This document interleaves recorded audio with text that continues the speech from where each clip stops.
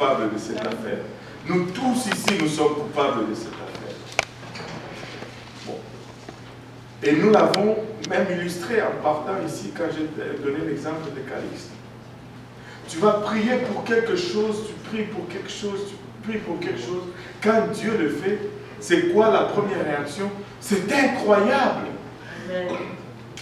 Quand tu priais, tu ne croyais pas.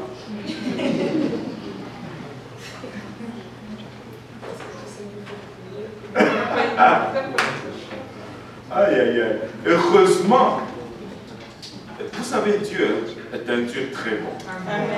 Et heureusement qu'il a pensé à cela. C'est pourquoi il nous dit dans sa parole qu'il est à mesure de faire même au-delà de ce que nous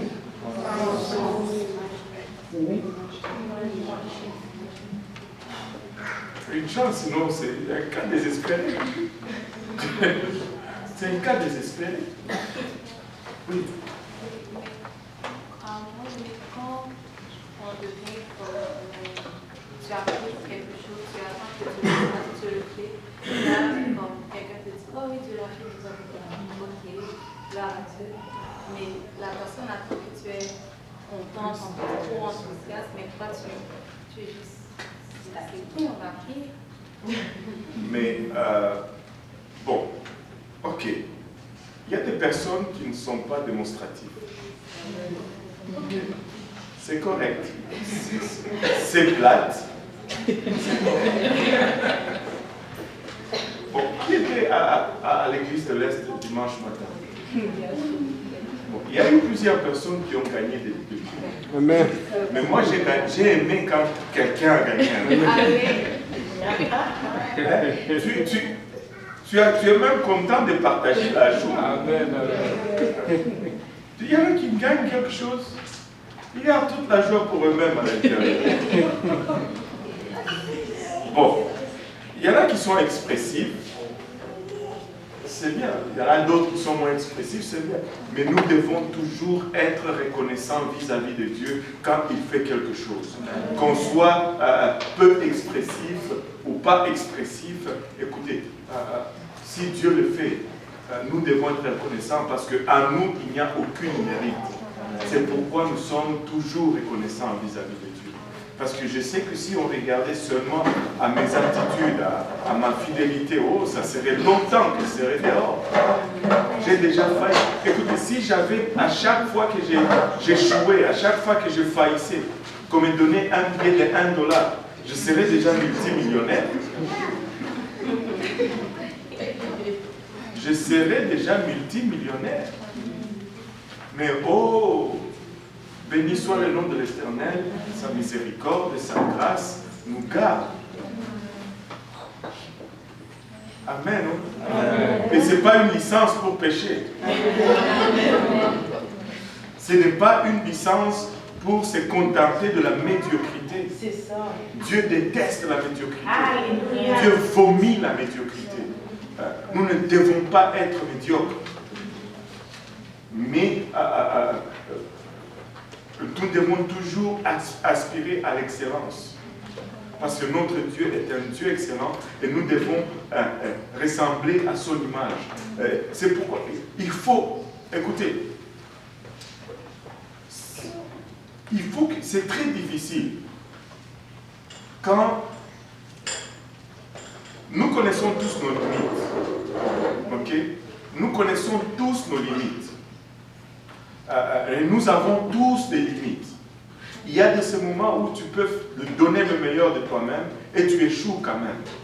Mais je ne veux pas échouer avec l'idée que j'aurais pu faire mieux.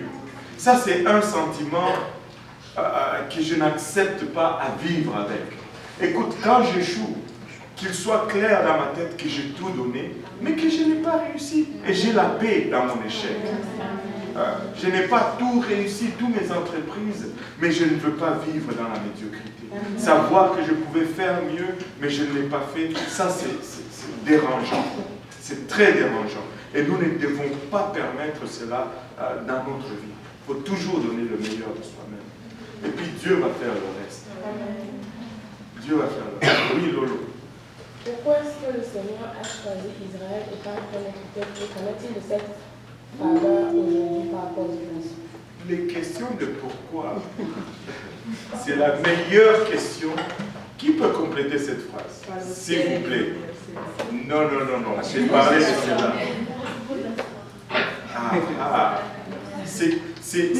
C'est la meilleure question à diriger vers soi-même. Parce que ça révèle toujours la motivation. Et on est plus apte à répondre au pourquoi en ce qui nous concerne. Mais les pourquoi, quand tu les poses à Dieu, très souvent, il n'y a pas de réponse. Oui. C'est vrai. Quelle exclamation. À poil, au bon moment. C'est-à-dire qu'il suit. Pourquoi pas Israël? Parce que cette question, en fait, s'il avait choisi les Baemba, par exemple, ça c'est ma tribu. Je suis allé aujourd'hui poser la même question, dire, Seigneur, mais, pasteur, pourquoi il a choisi les Baemba, pas les Israélites? Donc, finalement, on laisse ça seulement comme ça. C'est Dieu qui a fait, on lui fait confiance. Maintenant, on va revenir sur Luc, on va revenir sur Zacharie, on va revenir sur cette prophétie, on va revenir sur les leçons à tirer là-dedans. Mais voyons pour un moment la structure un peu du Nouveau Testament avant de plonger dans l'étude du contenu. La Bible, nous l'avons vu au départ, n'était pas un livre, mais un ensemble de plusieurs livres. 66 livres au total qui ont été écrits sur une période de 1600 années de temps et avec un intervalle de 400 ans entre l'Ancien et le Nouveau Testament, ce qui nous donne une période de 2000 ans au total. L'Ancien Testament a pris 1500 ans de temps d'écriture. Après, il y a eu 400 ans de silence. Et puis, on a eu 100 ans d'écriture pour le Nouveau Testament. L'Ancien Testament contenait 39 livres et le Nouveau Testament contient 27. L'Ancien Testament avait 32 auteurs, mais le Nouveau Testament a 8 auteurs seulement. 100 ans d'écriture. Maintenant, le Nouveau Testament est divisé aussi en 4 grandes groupes, comme l'Ancien Testament. La première partie sont les 4 livres d'évangile, Matthieu, Marc, Luc et Jean. Ça parle de la biographie de Jésus-Christ. Après, il y a le livre des Actes, qui est un livre un peu transitoire, qui nous raconte l'histoire de l'Église, comment l'Église est née et comment l'Église a opéré et comment l'Église a fonctionné. Après, par la suite, nous avons les épîtres, qui sont des lettres adressées à des églises. Ce sont des lettres d'instruction, des lettres, des corrections écrites à différentes églises à travers le temps. Et la plupart des épîtres ont été écrits par Paul. Paul, à lui seul, a écrit presque la moitié du Nouveau Testament. Quel homme! Et à la fin, ça conclut par le dernier livre, qui est le livre d'Apocalypse, qui est le livre prophétique du Nouveau Testament. Maintenant, ces catégorisations nous montrent le but du livre. Ce n'est pas des choses exclusives. Cela ne veut pas dire que tu ne vas pas trouver une partie de l'histoire de la vie de Christ dans le livre des Actes, par exemple. Tu peux trouver un peu de l'histoire de la vie de Jésus-Christ, de la biographie de Jésus-Christ dans le livre des Actes ou même dans les Épîtres. Mais ce n'est pas le but principal du livre. Est-ce qu'on s'entend là-dessus? Maintenant, si on regarde les 4 évangiles, ont été, avant de parler de cela, je veux dire qu'il est très important, très nécessaire d'identifier le destinataire du livre. On peut ne pas connaître l'auteur, mais si on identifie, si on détermine le destinataire du livre, celui à qui le livre était adressé, on est à mesure de mieux comprendre et de mieux interpréter le contenu du message. Et le manquement à faire cela est à la base de plusieurs fausses doctrines dans la pratique chrétienne aujourd'hui en ce qui concerne le plan du salut. Parce qu'on va regarder dans les épîtres pour voir c'est quoi le plan du salut. Et on se trompe. Les épîtres ne sont pas écrits à des gens non convertis. Amen. Les épîtres sont écrits à des églises. Amen. Et à des gens qui sont convertis, qui servent Dieu, mais qui ont des problèmes dans leur marche avec Dieu, tout comme nous avons aujourd'hui des problèmes avec notre marche avec Dieu. Et ces livres ou ces lettres viennent corriger ou renforcer nos faiblesses.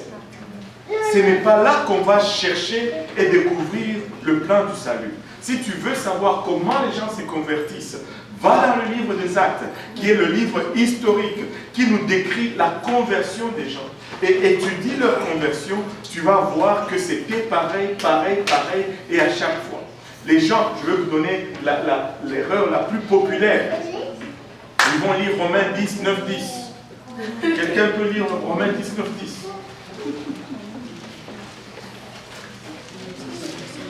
Si tu confesses de ta bouche le Seigneur Jésus, et si tu crois dans ton cœur que Dieu l'a ressuscité de mort, tu seras sauvé. Car c'est en croyant du cœur qu'on parvient à la justice, et c'est en confessant de la bouche qu'on parvient au salut. Selon ce que dit l'Écriture, quiconque croit en lui ne sera point confus. Voilà. Et il dit cela, il dit, bon, si je crois seulement dans mon cœur, si je confesse dans ma bouche, alléluia, je suis en route vers le ciel. Mais, guess again, ça ne marche pas. Le livre de Romains, si tu regardes l'introduction du livre, c'est écrit aux saints qui sont à Rome, à l'église à Rome. Et une église, c'est des gens qui ont déjà cru, qui se sont repentis, qui se sont fait baptiser au nom de Jésus-Christ pour le pardon de leurs péchés, qui ont reçu le don du Saint-Esprit avec l'évidence de parler en langue, qui vivent pour Dieu. Mais dans leur marche, des fois, ils vont glisser. Mais quand ils glissent, ils ne doivent pas retourner pour se refaire baptiser encore au nom de Jésus-Christ. Non, ils doivent seulement confesser maintenant. Et nous avions parlé de cela quand nous avions parlé de Moïse à la sortie d'Égypte. Quand ils erraient dans le désert, Moïse, j'ai de la compétition, mais c'est correct.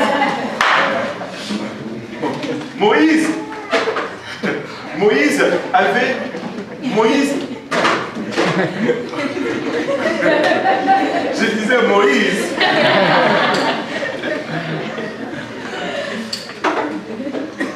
Moïse a manqué de voir la terre promise.